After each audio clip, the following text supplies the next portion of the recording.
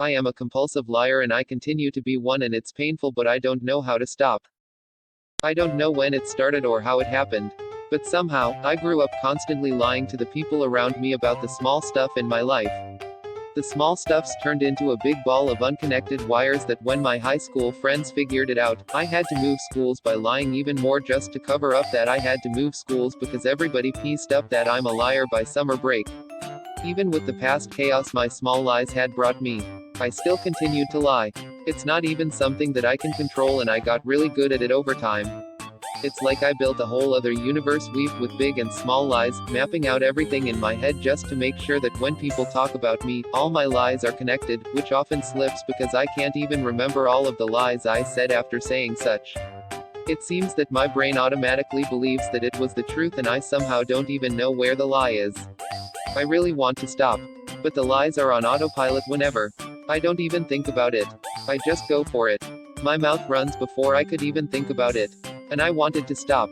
But now, all of my work colleagues think that I am this super interesting person that's so cool to hang out with. When in reality, I'm just a loser who lies a lot. I wish I could stop. I forgot my daughter's pet snake when I moved and pretended to bury it at the new house. So maybe I'm not such a monster, but maybe I am just a little bit mean. I can't tell because the problem is right in front of me, which is why I'm here to get it off my chest. I bought my teenager a rather big milk snake for her birthday a few years back, maybe 2014. The snake was almost 4 feet when we got it, and the specialty store told us she was somewhere between 2 and 3 years old. While I'm not one to freak out about them, snakes aren't something I'd choose as a pet. This one was actually pretty cool though. I held her a few times, and after a couple eventful escapes after my kid forgot to freshen her water, she was well behaved. My daughter went off to stay in a college dorm, and I was keeping Bee the snake. I was moving and found a place where there was a cool built-in aquarium in the wall. She'd be my creepy new buddy after my kid left home. Well, I called to tell my news in the next day or two and received hers. My son had called her first to say that Bee had passed away sometime during the night, no prior indications. We were really bummed out, and I put her in a Tupperware, sealed her up in a Ziploc, and promised that once my forever house was closed on, I'd bury her somewhere nice for my daughter to visit. Y'all, I left that fucking bag in the freezer. I looked at it twice. I promised myself to put it on top of the cooler I was packing. Then I left it on the top shelf and never went back. That landlord turned slumlord and I did not get along. There was no way to get Bee back. I felt so incredibly bad already about the death already, I couldn't bear to tell her. So I buried one of the hollow logs and her temperature monitor. And told my daughter Bee is under the apple tree in the yard. She's coming to visit for the first time since I moved in over a month ago. I wouldn't think she'd dig up the grave. I put a wild lily on it, it isn't growing. I feel like a bad mom, and I don't know if I can ever tell her. She's 18. TLDR buried an empty Tupperware container in the yard and named it Bee. Teenager is none the wiser yet. I broke my phone while being on a trip with my class and got it replaced by my school. So I was in a room with 4 other guys and we started to spray around with deodorant. One guy spared a whole bottle on me and it went in my eyes. I took a shower, put my phone in the sink and let it sit there for a few minutes and put it in rice afterwards to make it look like I tried to fix it. A few days after I got a new phone from my school, and I am pretty sure that I could have gotten a flagship phone because they asked me what phone it was.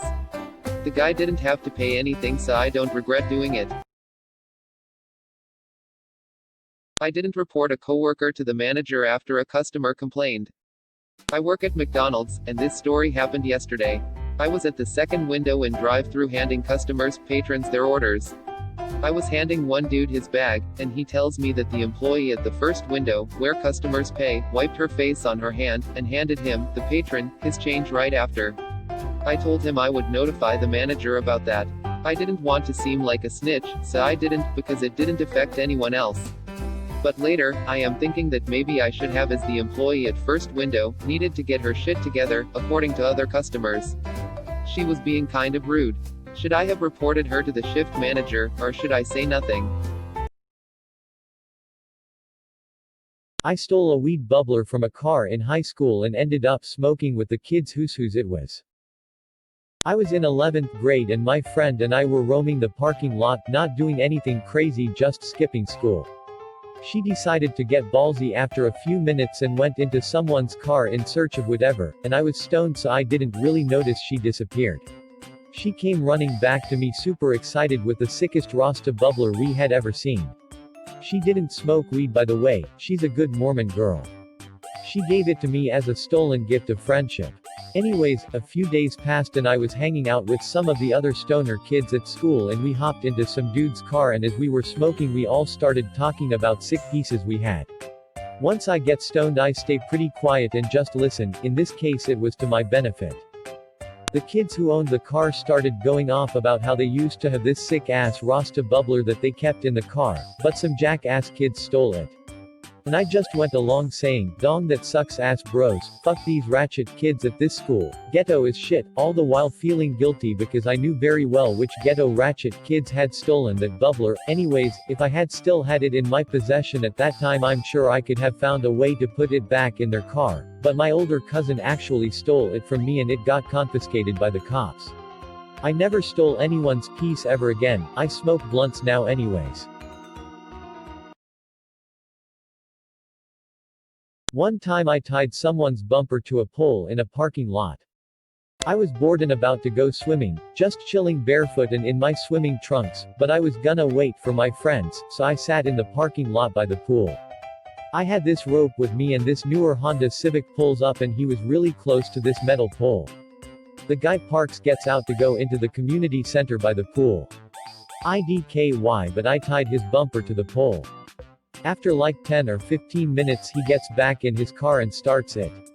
I kinda just kick it longer. The bottoms of my bare feet kinda burning on the hot blacktop. He takes a while, then finally I hear that sound you hear when a parked car shifts to reverse. He slowly starts pulling away as it starts stretching and pulling on his bumper, making this deep creaking and stretching sound, then, snap. Crunch. And the bumper is now laying there with the rope still attached. The driver looks at me, peels out and parks, obviously pissed off, and he was huge and I'm just a 6,120 lbs teenage boy. I just ran like fuck to this nearby grocery store parking lot and just kicked it there for hella long, hoping he didn't follow me, and he didn't.